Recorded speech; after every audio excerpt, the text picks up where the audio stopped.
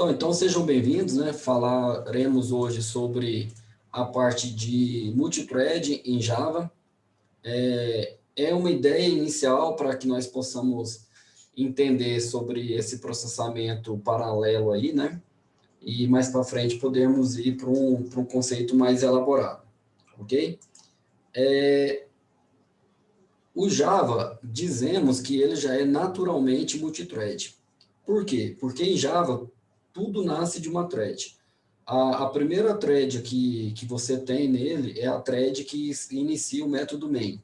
Então, mesmo se você iniciar um Java Application de maneira simples, né, o próprio método main, quando você executa ele já starta uma thread. Ok? Então, o Java, a parte, quando a gente fala de multithread, nós temos que entender que essa parte de multitarefas, ela dá a entender que é um controle, né? É uma busca por recurso. Não sei se vocês se recordam do que conversamos nos vídeos anteriores, que a todo momento você vai ter aí um processo tentando ser executado, tentando ter, né, a atenção aí do processador. Então, o primeiro mecanismo de concorrência, né, concorrência por processos, suportado pelo Java de maneira explícita, é o tal da multithread. O que isso significa? Significa que quando você starta uma thread em Java, ela vai concorrer por recursos com os outros processos do sistema operacional. Se você startar uma segunda, ele vai concorrer com a primeira e com o restante dos processos que existem aí do ponto de vista de sistema operacional. Então, isso é bacana entender, porque você tem uma noção aí de que você rodando várias threads, cada thread daquela dali poderá ser processado por uma CPU ou por um núcleo diferente dentro da sua máquina, ok? Isso de maneira nativa, porque a linguagem de programação, ela suporta isso. Então, o Java ele possui mecanismos de gerenciamento e de sincronização dessas threads. Gerenciamento, que quer dizer que eu posso iniciar uma thread, eu posso mandar ela parar, eu posso mandar ela dormir por tantos segundos, eu posso mandar ela acordar e etc. Sincronização é aquela parte que eu falei anteriormente. É quando você tem uma possibilidade de alterações de variáveis entre uma ou mais threads, compartilhando essas mesmas variáveis, e aí você tem que ter algum mecanismo onde uma thread altera o conteúdo de algum valor e a outra thread fique sabendo que esse conteúdo foi atualizado. De alguma maneira tem que haver esse sincronismo aí, porque senão você vai começar a ter alguns problemas. Então, uma thread aqui em Java, ela é representada por um objeto da classe thread, ok? Que vai estar dentro do pacote padrão do Java. Você não tem que importar nada, porque está dentro do java.lang. Tudo em Java que estiver dentro de java.lang, você não precisa importar, basta você utilizá-la, ok? Beleza, então quando a aplicação do Java ela é executada, a própria JVM vai criar para você um objeto do tipo thread, cuja principal tarefa dela, entendeu? Será o que tiver dentro do método main, ok? Essa thread ela é iniciada automaticamente, porque a linguagem de programação Java ela é uma linguagem nativamente multithread. Ela sendo nativamente multithread, então significa que você não tem que fazer nada. Tudo que você iniciar em Java, ele já vai estar iniciando como se fosse uma thread, né? Na verdade, como uma thread, e por isso o início dele tem que ser de maneira automática. Inclusive, você, programador, se quiser mudar isso, não tem jeito. É algo implícito, né? Que está aí dentro da linguagem Java. Os comandos descritos pelo método main, ou seja, dentro do método main, eles serão executados ali dentro de maneira sequencial. Ok? Então, o que isso quer dizer? Que dentro de uma thread, você não manda quebrar ela para processar na CPU A ou na CPU B. Entendeu? Você tem que criar uma outra thread, e essa outra thread você vai ter que você separar o conteúdo que seria de uma CPU A e de uma CPU B. Ou seja, você teria que criar duas threads. Se você quiser dividir em 3 CPUs, você vai ter que criar 3 threads. Então, quando a gente cria uma thread em Java, você tem a ideia de que ela vai ficar executando em paralelo com a sua aplicação até até essa tarefa dela se encerrar por algum motivo, ou enquanto a aplicação estiver em pé. Então, o uso de multithread em Java, as pessoas confundem e muitas vezes colocam ela numa aula aqui igual eu estou colocando aqui, de sistema distribuído, porque ela pode ser executada em paralelo, mas não significa que esse seja o objetivo principal da linguagem Java.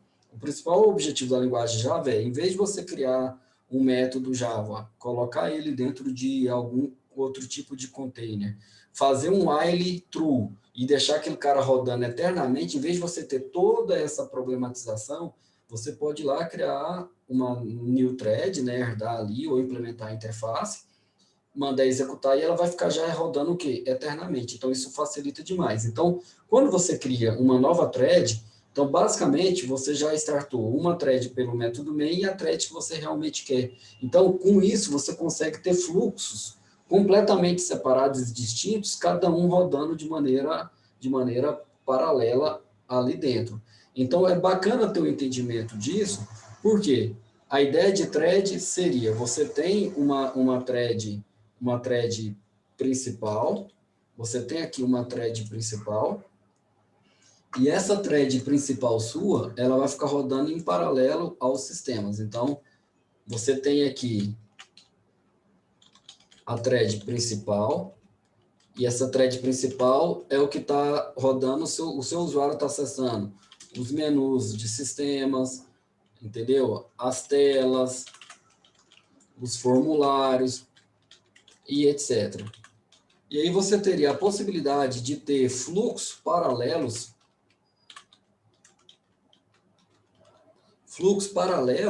que não tem nada a ver com o fluxo principal, entendeu? Thread do fluxo principal. Você tem a possibilidade de ter aqui fluxos paralelos que estejam rodando dentro da sua aplicação e que não necessariamente fazem parte do fluxo principal. Esses fluxos paralelos podem ser uma thread que você cria para verificar se o boleto foi gerado com sucesso e registrado na base de dados corretos. Você pode ter um outro fluxo paralelo, entendeu? Para verificar se o boleto foi baixado, né, /pago. Você pode ter um fluxo principal desse cara aqui para poder fazer um listener, entendeu? Na URL e pegar o que vem e direcionar para uma classe do seu management, do seu controle ou do seu endpoint, né?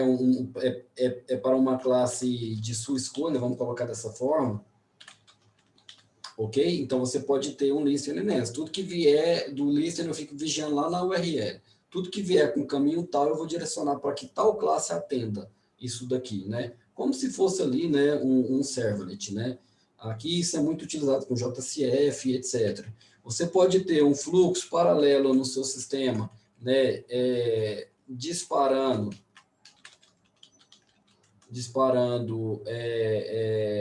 situações de backup. Você pode ter um fluxo no seu sistema onde em uma tela de relatório, tal que o seu usuário peça um relatório com as datas muito longas, ok? Você pode ter uma thread que avisa ao usuário que o processamento está sendo executado, encerra a tela com esse botão, deixa o seu usuário utilizar da maneira adequada que ele quiser utilizar o sistema, e aí quando essa thread finalizar, que está rodando aqui em paralelo, você receberá um e-mail com isso daqui. Por exemplo, se você for no banco do Itaú, né, sei lá, alguma coisa nesse sentido, e você solicitar um relatório lá muito antigo, ele fala assim, você vai receber esse relatório seu quando ele terminar o processamento, que a gente dispara um e-mail para você vir aqui buscar esse relatório. Por quê? Porque se você ficar na tela parada ali plugado, a tela vai ficar rodando, rodando, rodando, rodando, rodando, rodando, rodando, até terminar a requisição. E às vezes isso não é saudável, entendeu? Por quê? Porque é um processamento pesado, né? Você não vai deixar o cara ali esperando ali 5, 7 minutos para processar, não, você cria uma thread para isso. Então, quando você entra no sistema Java para web, você vai ver o fluxo principal lá, que são as telas, e você vai ver lá outras, cara, outras 30, 40 threads que você nem imagina que existe ali. Uma thread de log, do Log4j, uma thread lá para não sei o quê, uma thread do Quartz para scheduling, uma thread para isso, uma thread para aquilo, vai ter várias. Então, o uso real, perdão, o uso real de threads no Java é para isso daqui. Mas nada impede de você fazer o uso de threads no Java para o propósito do qual nós estamos apresentando aqui dentro da nossa disciplina. Seria um propósito aqui para sistemas distribuídos, né, paralelos e distribuídos. Então, a thread, ela é apenas cada cenário desse daqui que eu acabei de colocar para vocês é um fluxo. Por exemplo, dentro dessa thread aqui, ó, existe, entendeu? Várias linhas de código. Existe a linha 1 de código, a linha 2, a linha 3, a linha 4, a linha 5, a linha 20, a linha 200, a linha 1000, tudo aqui. Então, vai existir esse fluxo aqui para thread 1, vai haver esse mesmo fluxo para thread 2, vai haver esse mesmo fluxo para thread 3, vai haver esse mesmo fluxo para thread 4, e por aí vai. Então, quando esse cara entra na CPU para ser processado, ele processa de maneira sequencial a linha 1, a linha 2, a linha 3, tá. Quando a thread 2 entra no processador, ele processa de maneira sequencial aqui. Então, a paralelização aqui é a nível da thread. A partir do momento que entrou dentro da thread, você segue o fluxo sequencial. É assim que é organizado. Qualquer coisa diferente disso, você tem que vir aqui dentro do Java, pegar essa thread aqui e quebrar ela, né, em uma thread 1.1, por exemplo. Aí você vai ter condição de rodar essa daqui em uma CPU e essa daqui em outra CPU. Se você não falar nada, ele vai entrar na thread 1 e vai executar tudo isso daqui. Vai entrar na thread 2 e vai executar tudo isso daqui. E ele pode estar executando essas 4 threads aqui ao mesmo tempo. Você tem uma máquina aí que tem 16 CPUs, qual que é o problema? Problema nenhum. Mas se você tiver 20 threads, nesse momento 4 threads estarão te esperando, entendeu? Porque você só tem 16 processadores. Isso seria a ideia aqui do fluxo. Então, entrou para execução, ele vai executar a thread e vai mostrar a tela. Acabou. Entrou para execução, ele vai executar a thread e vai mostrar o formulário. Entrou para execução, ele vai executar a thread e vai gravar no banco de dados aquele registro que você clicou no botão salvar. Entrou em execução, entendeu? Ele vai ficar monitorando a URL e vai devolver a URL para a classe que você colocou para ele redirecionar. Entrou em execução, ele vai disparar qualquer situações de backup. O backup vai ser inicializado em cima dessa thread. Apenas esse fluxo aqui fica esperando essa tarefa aqui, o quê? Finalizar. Vocês têm que lembrar disso porque uma requisição no protocolo HTTP, o browser, ele não espera a vida toda, ele espera ali por alguns minutos definidos, né, na configuração padrão do protocolo.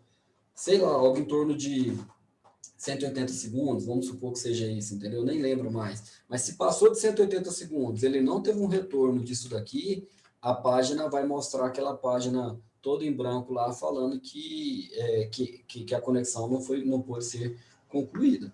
Então, a thread em Java, ele tem um fluxo. A partir do momento que esse fluxo é executado, ele vai fazer isso daqui de maneira o quê?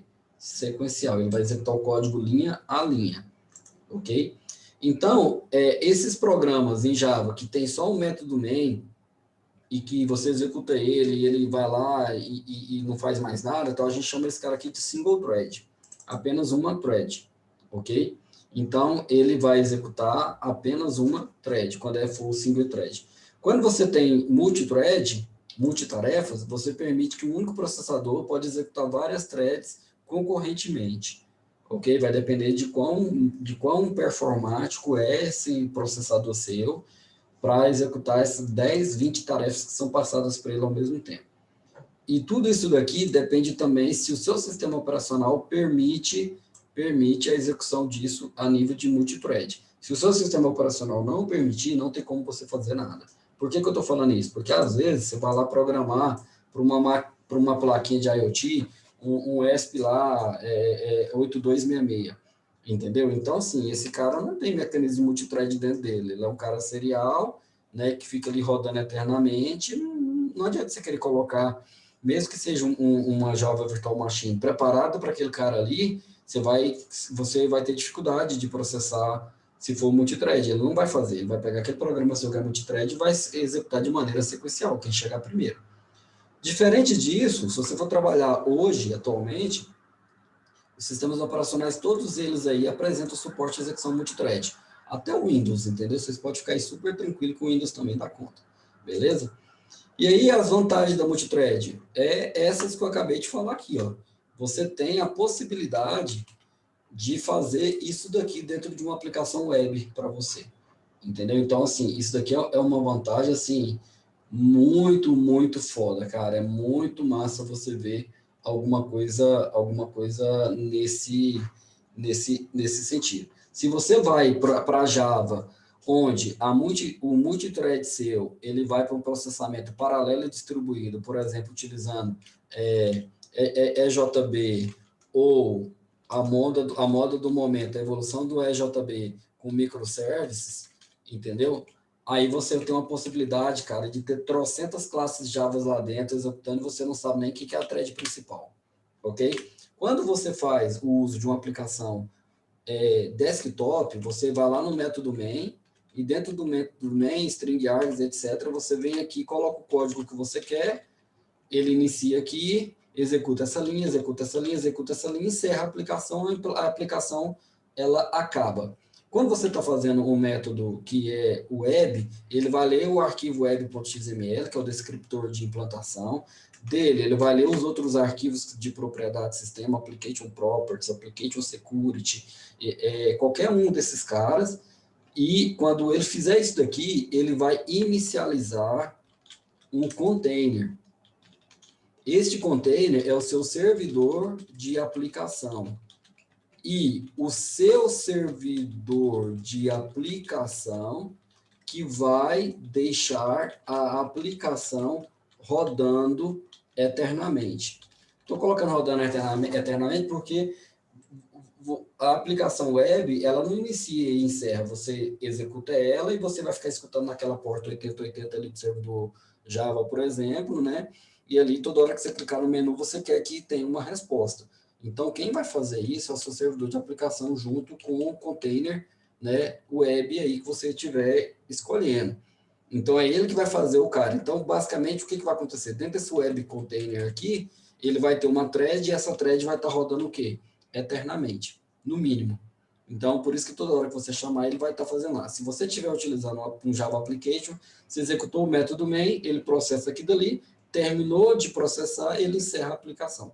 Numa aplicação web, não. Ele vai fazer isso daqui, vai ler esses caras aqui, vai subir o servidor. Quando subir o servidor, ele vai ficar o tempo todo ali escutando naquela porta de maneira o quê? Eterna, né? Então, ele abre ali algumas portas de comunicação para poder você fazer essa comunicação. Então, essas são as formas que o Java trabalha. Então, você tem um servidor aí que pode estar lidando aí com diversos usuários ao mesmo tempo pendurado, né? Então, você percebe que ao fazer isso daqui, você tem aí uma possibilidade de processamento muito maior de uso de recursos de máquina. Isso daqui é muito massa, porque você não deixa a sua máquina aí de uso ocioso.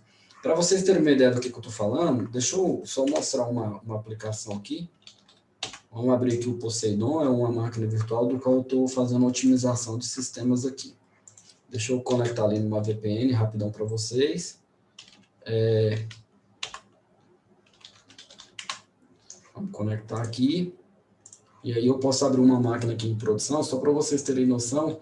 Isso daqui está no EJB, no EJB bem antigo.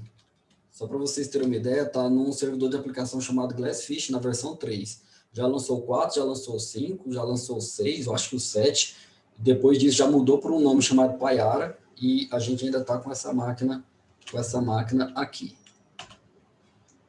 Aqui só acessa via VPN, tá? Por isso que está dessa forma aqui.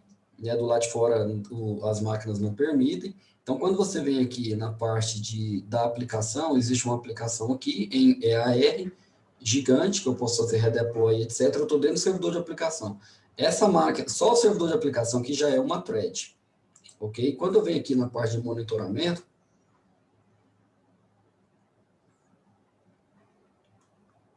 aqui eu posso vir monitorar aqui a minha aplicação. Nessa aplicação aqui, eu posso monitorar a aplicação, posso monitorar o servidor, ok? Se você olhar aqui, ó, nesse momento, ele tem 54 threads, entendeu? Executando, só para manter o servidor em pé, entendeu? E com algumas coisas para ele estar trabalhando. Né? O monitoramento de deadlock. Deadlock é um conceito de sistema operacional onde dois processos buscam o mesmo tipo de recurso naquele mesmo momento, entendeu? Então, pode dar aí um conceito de deadlock, por exemplo, é quando o cara trava. Então, só para vocês terem uma ideia de que esses caras aqui, ele é algo relacionado, né? Ele é algo relacionado que deixa o seu servidor rodando com vários tipos de situações aqui. Então, essas threads que estão aqui, elas são só threads informativas para estatísticas, entendeu? Fora o que você tem aqui de recursos, de uma série de situação que esse cara aqui poderia estar. Então, você tem algumas situações de servidor. Deixa eu só ver se alguém me responde aqui para eu mostrar para vocês alguma ferramenta de profile. Na verdade, vocês me cobram que depois eu mostro, mas se vocês quiserem, na máquina de vocês, baixarem aqui o Probe, o Lambda Probe, ele é um cara do PSI aqui, ó, você pode vir aqui, baixa esse probe.war que está aqui dentro desse cara aqui, você pode, aqui embaixo, tem como fazer o git dele, pegar e fazer o pull, MVN e tal, aí você vai pegar o WAR dele.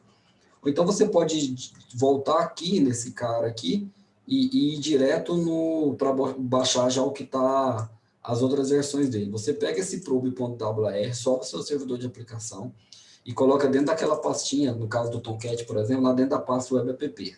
No caso de um outro servidor, dentro da pasta correspondente. E esse cara, ele vai conectar no seu servidor de aplicação e ele vai te dar um monitoramento, entendeu? Ele vai te dar um monitoramento dessas tarefas, né? Então,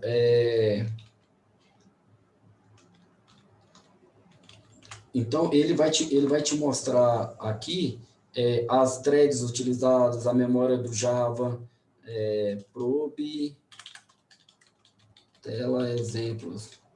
Vamos ver se eu tenho, se aqui mostra alguma coisa aqui. Probe, não.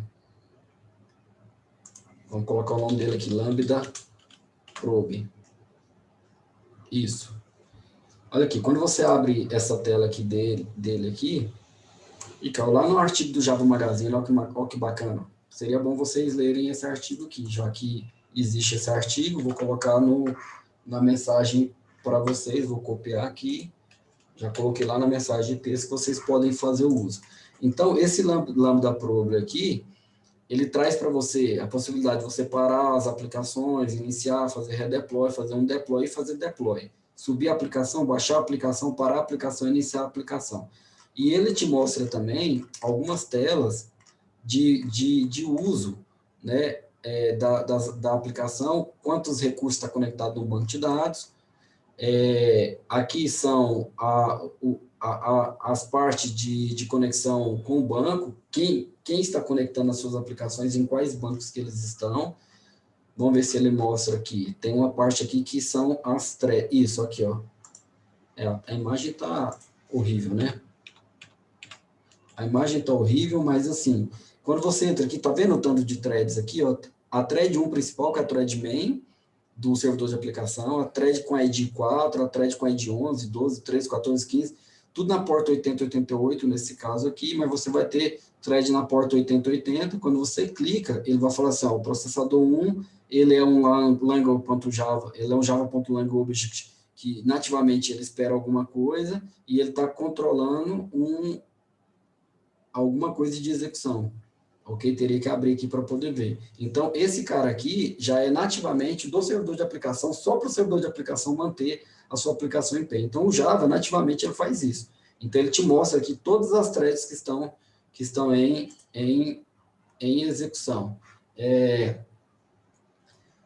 Enquanto eu passo aqui para frente, agora e depois eu volto aqui e vou tentar mostrar esse cenário aí para vocês aí. Tá? Então, essa seria a ideia das nossas threads. Voltando aqui, então, essa é como o Java trabalha. Ele trabalha com essas threads. Independente, cara, se você está com um microserviço, com servidor de aplicação de JBoss, sei lá, entendeu? Você vai estar sempre trabalhando em cima dessa forma, porque é como o Java trabalha. Voltando ao assunto de threads, então. Esses diferentes processos, ele não pode ocupar o mesmo espaço na memória, porque essa ocupação do mesmo espaço na memória, ela vai acontecer aquele problema lá de deadlock. Então, o deadlock, ele é uma ação, o controle de deadlock é uma ação de sistema operacional para que não permitir que você faça isso. Quando você está dentro de uma linguagem C programando multithread, é muito comum acontecer isso. Quando isso acontece, você, por acaso, está tentando ocupar uma área da memória que é utilizada pelo sistema operacional, você pode fazer sua máquina travar, você pode dar uma tela azul do Windows, você pode fazer a máquina reiniciar do nada, entendeu? Então, assim, quando você vai fazer a verificação, trabalhar por exemplo, essa thread, esse controle dessas coisas na linguagem C, você deve controlar a área da memória. Então, você tem que, antes de fazer um malloc, lá uma função de alocação de memória, você tem que verificar se aquela área que você está pedindo da memória do sistema operacional, se aquela área está livre. Se aquela área não estiver livre, você vai ter um problema de concorrência, entendeu? Então, uma thread pode executar, ok? Concorrentemente com as outras threads em uma mesma unidade, dentro do mesmo processador ao mesmo tempo, mas nunca dentro do mesmo espaço de memória. Todas as threads controladas pela JVM compartilham espaço de memória e podem se comunicar entre si. Significa o quê? Quando o Java sobe, ele já vai lá na memória, então a memória ele tem vários, né, isso aqui é uma memória, por exemplo.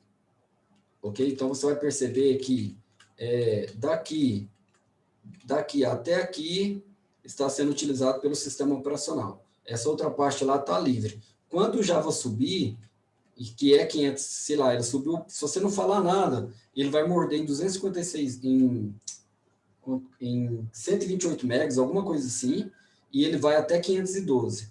Então, ele vai vir aqui, já vai morder nesse espaço aqui, ó. Para o sistema operacional, esse espaço vai estar 100% ocupado. Só que não, entendeu? Internamente, o Java vai fazer um controle dessa área aqui, porque é aqui onde a aplicação Java vai armazenar os valores que são necessários. Se por acaso você tiver algum problema de alocação do Java nesse espaço aqui, então você tem que aumentar o Java Rep, o Java Space, então você vai ter que estudar aquelas outras partes da memória do Java, para poder saber por que está dando pau aqui na sua aplicação, entendeu? Então, você teria esse trabalho. O sistema operacional acha que tudo isso daqui está ocupado, mas o Java olha para esses 512 MB de espaço e consegue dizer para você, não, está utilizado aqui 64 KB de memória apenas. O resto está esperando, né, ser ocupado. Então, quando você sobe uma aplicação Java, você tem que otimizar as memórias do Java. Você tem que declarar, né, o JMX, o XMX, que é a memória máxima. Você tem que declarar, né, o max pool, o max isso, o max aquilo. Você tem que pegar as propriedades de memória do Java. Para você entender o que seriam essas propriedades da memória do Java, você pode abrir no Google propriedades memória Java. Ok? Então, você vai pegar um artigo, por exemplo, aqui do DivMedia, certo? Né? Vou compartilhar aí para vocês, onde ele vai falar para você como é que funciona a memória do Java. Acabei de colocar aqui também no bate-papo. Lá dentro você vai ver que existe o Eden, existe o Old Memory, o PermGen. Então, quando você coloca aqui, ó, Max PermGen, significa o quê? O máximo de memória que será alocada por variáveis estáticas, por variáveis físicas, do qual elas não movimentam, do qual elas não... cada vez que você abre um servlet, cada vez que você abre alguma coisa, ela vai armazenando aquilo ali. E ela não faz parte do restante da memória do Java. Você tem que ter um cuidado com isso daqui. Então, isso é interessante você saber. O sistema operacional entende que está utilizado, mas dentro do Java não está utilizado. Então, isso evita o quê? Isso evita o problema de threads tentarem gravar no espaço do Java, do qual o Java poderá vir a precisar futuramente. Então, você evita aí esse problema de concorrência, esse cara aí chamado deadlock, ok? Seria esse o sentido. Por isso que a gente fala que o Java compartilha espaço de memória, essas threads, elas podem comunicar entre si. Podem não, elas vão comunicar entre si, né? Não tem jeito de não se comunicar. Esse é a ideia da vantagem. E o conceito de thread seria isso daqui, ó. Quando você tem várias threads, você teria assim, ó, várias threads em apenas em uma CPU multicore. Você tem a thread 1 executando na CPU 1, você tem a thread 2 executando na CPU 2, a thread 3 executando na CPU 3, tudo isso daqui de maneira sequencial, ok? Quando você tem várias threads compartilhando a mesma CPU, ok? Você não tem essa separação. Você tem a thread 1 utilizando a CPU um pedaço do tempo, você tem a thread 2 utilizando a CPU por um pedaço de tempo, você tem a thread 3 utilizando a CPU por um pedaço de tempo. Depois você tem a thread 1 executando um pedaço de tempo, finalizou, não tem mais o que processar da thread 1, a thread 1 acabou. Depois você tem a thread 2 executando por um espaço de tempo, terminou, acabou. A thread 3 não volta porque a thread 3 já acabou. Esse tempo que vai ficar aqui dentro da CPU, existe algoritmos, entendeu? Algoritmos consagrados que trabalham com isso daqui. Esses algoritmos, eles são conhecidos como algoritmos escalonadores. São os famosos escalonadores de processo. Então, quando você pega aqui os escalonadores de processos, ok? Quando você pega os escalonadores de processo, eu vou abrir aqui uma wiki, vou colocar o link aqui para vocês, porque também não é da nossa aula. Quando você abre os escalonadores de processo, você vai ver lá que existem várias estratégias para pegar várias tarefas e ser utilizado por uma única CPU. Uma estratégia é isso daqui que acabou de ser colocado aqui, ó, que o processo ele fica usando a CPU por um determinado tempo Esse tempo a gente chama ele de quantum, eu acho que é com M. Esse quantum, ele define o tempo que o processador, né, o tempo que o processo ficará, né, dentro da CPU. Então, o quantum define qual o tempo em nanosegundos, viu, pessoal? Porque lá é muito rápido. Não sei se vocês sabem, a unidade de medida de tempo é segundos, aí vem os milésimos, e aí depois vem os nanosegundos, ok? Então, um milésimo tem 1000, né, segundos, né? E aí você divide por 1000 de novo, você vai ter um nanosegundo. Então, o que vai acontecer? A thread 1, ela entra, executa por, sei lá, 15 nanosegundos, ok? Aí ela dorme, ok? Aí a thread 2, ela entra, executa por 15 nanosegundos, vamos supor que 15 nanosegundos seja o quanto definido por esse sistema operacional. Só estou descrevendo um algoritmo aqui de escalonamento para vocês. Ela pega aqui 15 nanosegundos, aí ela dorme, ok? A thread 3, ela veio aqui, vai ser executada por 15 nanosegundos, ok? Ela gastou apenas 4 nanosegundos para executar e ela foi finalizada. Beleza, então essa thread aqui, tranquilo. Aí a thread 1, wake up, ok? Ela acorda, a thread 1 acorda, vai para o processador, executa por mais 15 nanosegundos, entendeu? E dorme. É assim que vai ficar o ciclo de processo dentro da CPU o tempo inteiro. Então, quando a CPU ela está ociosa, ok? Isso daqui é péssimo. Por quê? Porque ela está ali para trabalhar, é uma máquina, entendeu? Se ela está ociosa, não faz muito sentido. Agora, se ela está 100% do tempo ocupada, e você quer executar alguma coisa e o processamento ele está aparentemente lento, você tem que vir com alguma ação de otimização, entendeu? Da sua aplicação para poder entender. Essa otimização ela é observar se tem muitas variáveis estáticas declaradas, se tem muitas threads executando concorrente, os selects, né, ao banco, selects com asterisco no banco sem cláusula where, select sem where, e por aí vai. Você definiu, está tudo ok e continua aparentemente lento, então isso é um indício de que sua aplicação ela precisa de uma máquina mais robusta. Então, existem mecanismos definidos lá em um livro do Thorman, chamado Análise e Process, como é que é? Análise e alguma coisa de algoritmo. PAA, Projeto e Análise de Algoritmo. É só lembrar da sigla, PAA. PAA, Projeto e Análise de Algoritmo. Lá, esse cara te abre a mente em relação a recursos computacionais, a algoritmo e etc. Ele vai te ajudar, né, a pensar melhor nos seus algoritmos. Mas se de tudo continuar lento, né, você vai ter que, nesse sentido, fazer uma troca de máquina ou melhorar em algum outro aspecto. Não tem jeito de fugir disso. E aí, então, é assim que funcionam as threads. Quando você tem uma thread que você tem várias CPUs, cada uma pode ir para uma thread e acabou, né? Você vai perceber isso no seu próprio sistema operacional. O seu sistema operacional hoje, naturalmente, nativamente, ele é multithreads. Se você olhar aqui, ó, ele está executando, tem coisas aqui que estão sendo executadas, né, que está fazendo uso da máquina. Minha máquina está, nesse momento, 40% em uso e 60% ocioso, entendeu? Então, você acaba tendo parte desse uso meu aqui é o próprio Zoom.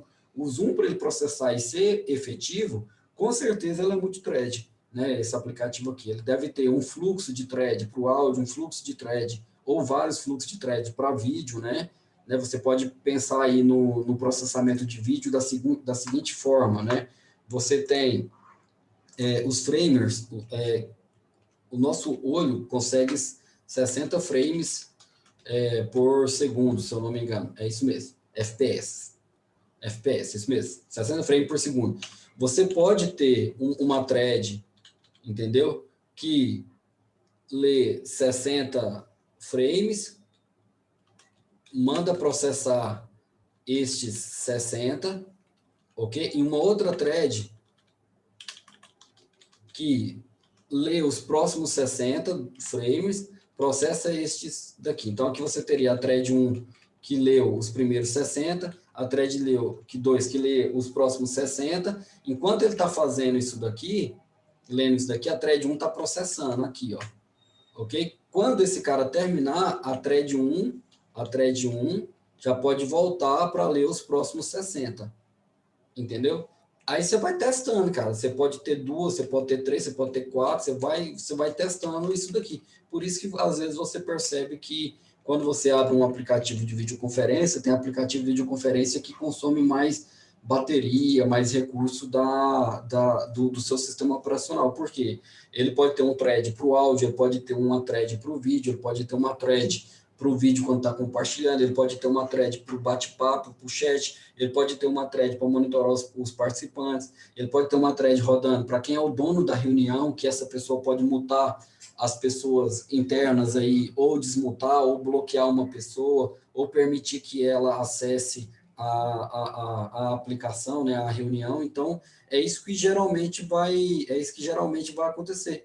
Você vai ter algo relacionado, né, algo relacionado a essas várias possibilidades de cada item desse você colocar em uma execução, em uma tarefa, em uma thread. Quanto mais você fizer isso, mais você vai utilizar e vai otimizar os recursos da sua máquina, ok?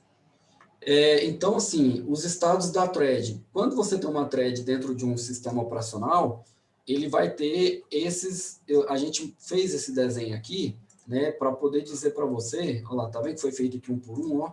Foi feito um por um para vocês. Para entender em cima do Java. Você tem, quando a thread nasce, ele executa uma operação de start.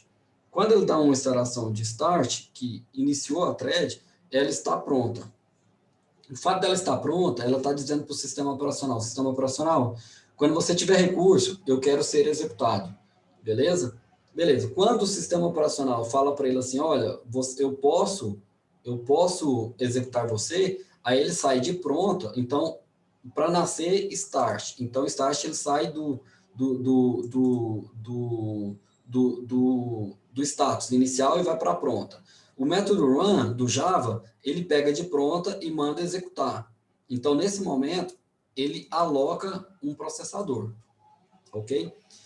No processo executando, você tem em Java quatro status.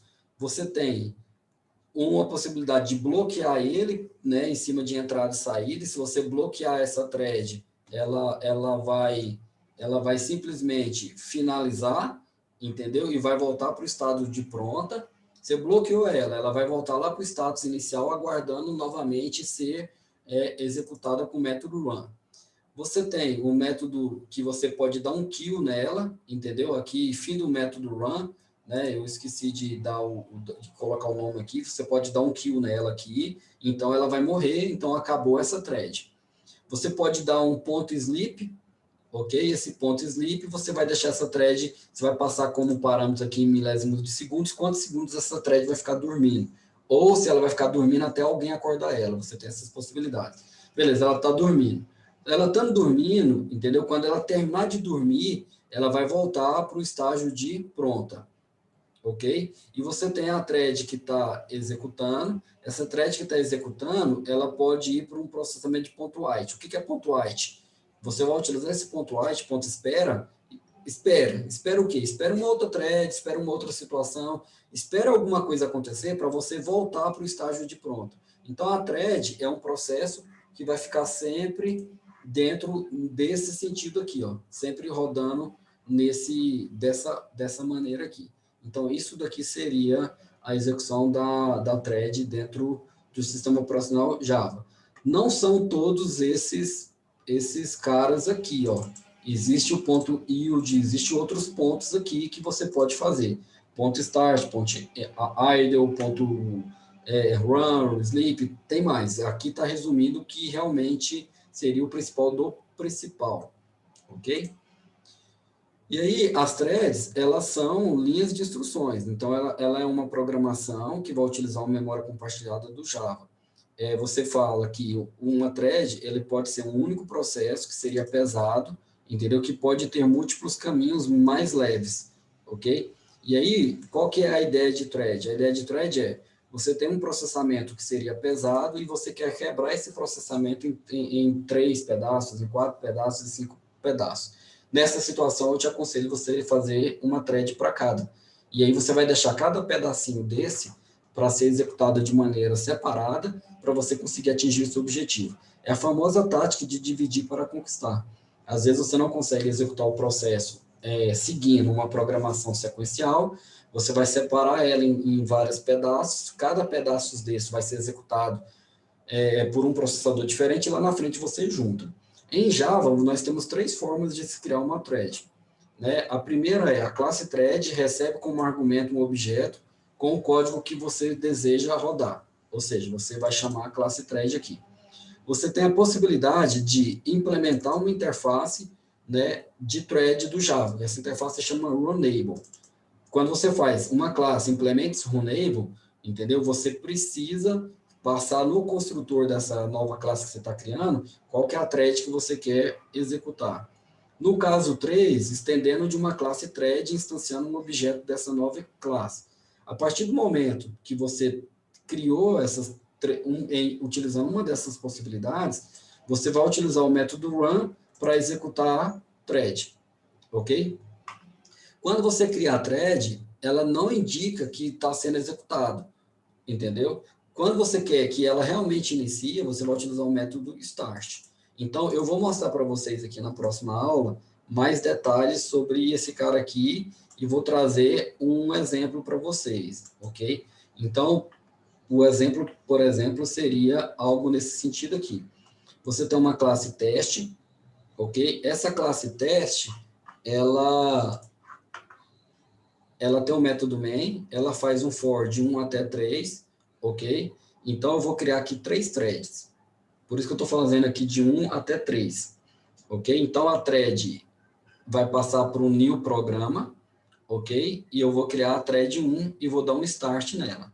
Depois eu vou criar a thread 2 e vou dar um start nela. Depois eu vou criar a thread 3 e vou dar um start nela. Observa que quando você tem a programa P1 aqui e você faz T1 new thread, ok? Essa thread aqui é da classe do Java, ok? Nativo, lá dentro de java.lang. Esse classe na linha 27 aqui do programa, ok? Ele é uma classe nossa que a gente criou. Aqui é bem simples, eu criei uma classe programa que implementa a interface runable. Quando eu implemento a classe runable, eu declarei um método id aqui, uma variável id, coloquei, vamos colocar get setter dele aqui, tirei para ficar menos poluída a nossa tela aqui.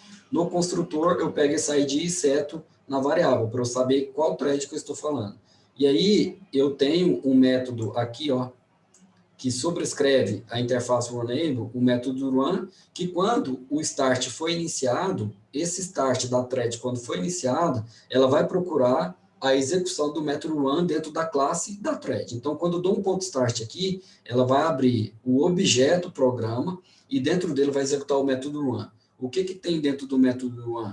Tem o programa, ele vai imprimir, ele vai percorrer 100 objetos aqui e ele vai criar 100 variáveis 100 valores para ir, de 1 até 100 aqui, vai imprimir no console. Programa 1, ou seja, thread 1, valor 0. Thread 2, valor 2. Thread 3, valor 3. E aí você vai ver algumas coisas rodando isso daqui e eu vou mostrar para vocês algumas considerações sobre isso, ok? Do outro lado, eu não fiz implementar na interface runable. Eu fiz extendendo de thread.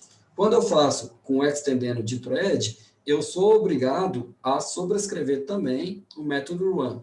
Por quê? Quando eu der um p1.start aqui, né, então eu vou fazer aqui, ó, programa p1, new programa. Eu não preciso dizer que esse programa aqui é uma thread, igual foi no exemplo anterior. Por que eu não preciso fazer isso? Porque o programa, ele já herdou na linha 3 aqui, ó, né, a classe, tudo que está lá dentro de thread. E aí eu sou obrigado a obrigado não. Se eu não sobrescrever o método run, ele vai executar igual está definido lá na thread. Mas aí ele não vai fazer nada, porque lá o método run lá ele não tem nada dentro.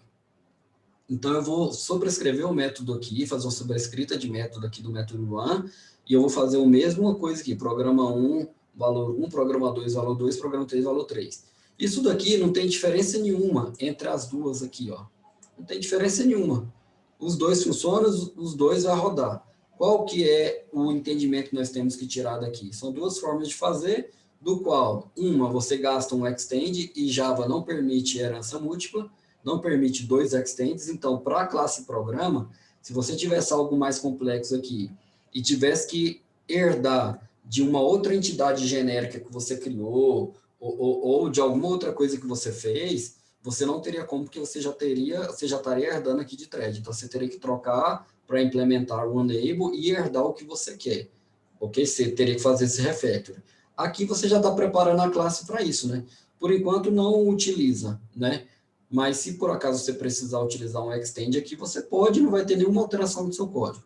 Lembrando que uma boa prática de programação é programar orientado à interface. Tudo que você puder implementar é melhor do que você fazer extends, né? Então, de condição de boa prática, essa daqui seria a mais adequada. Então, na próxima aula, nós vamos, no próximo vídeo, né, nós vamos executar e continuar daqui, né, o nosso assunto aqui, ok? Obrigado a todos, tenham todos aí, né, um excelente dia.